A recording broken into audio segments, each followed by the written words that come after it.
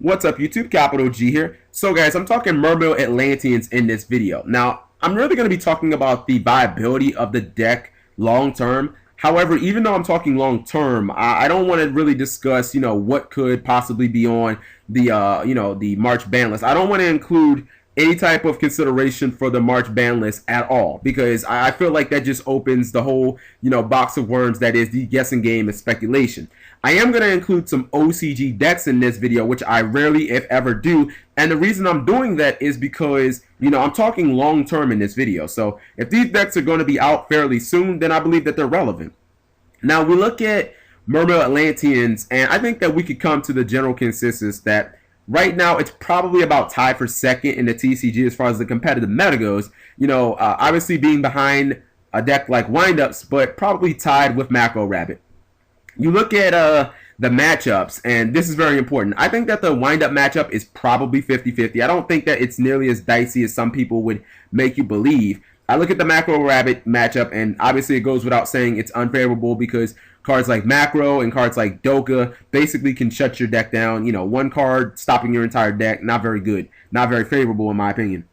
However, you look at pretty much everything else, and there's really not another unfavorable matchup. You look at decks like Prophecy, Girgia, Chaos Dragons. Mermail Atlanteans just kind of dominates these decks. And Mermail Atlantean is a deck where if you can't really stop them, if you can't shut them down with one card, whether that be like Shockmaster, Doka, Macrocosmos, you're probably going to lose because the deck has a very, very sweet harmony of being able to take things in battle and being able to take things down, via destruction, whether that be like heavy infantry or marksman.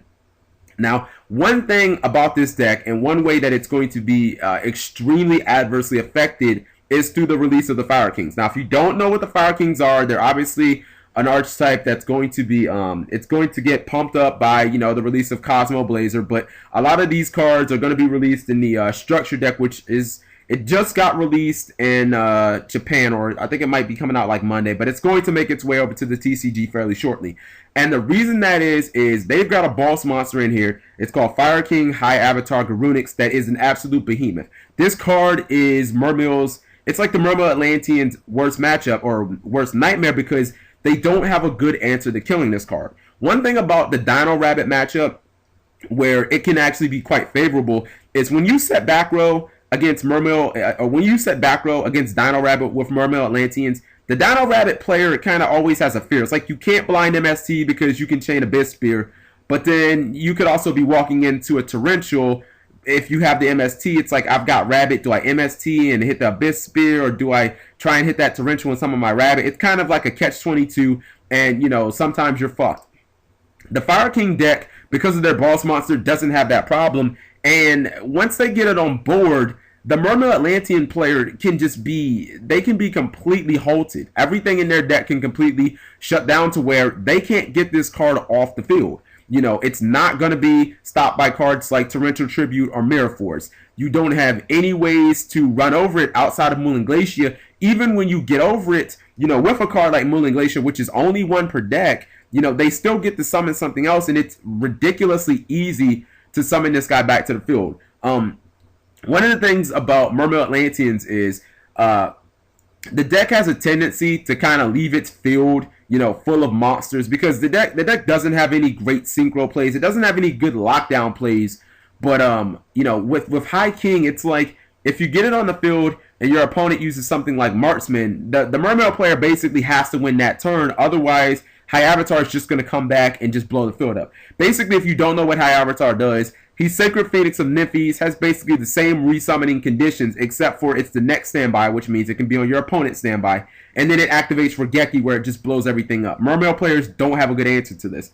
Now, I see this as kind of like a trickle-down effect. Now, this matchup against Fire Kings is going to be absolutely horrible. Asian Eyes White Dragon has actually already talked about it, but it could have a trickle-down effect that could adversely affect Mermail even more because I played against the Fire Kings with Macro Rabbit. Macro Rabbit destroys the deck. In fact, the matchup with Macro Rabbit against Fire Kings is even easier than Mermail because, Fire King Avatar, he can't get around Depress and he can't get around Bottomless. Doka negates it, and then Macrocosmos just destroys their entire deck.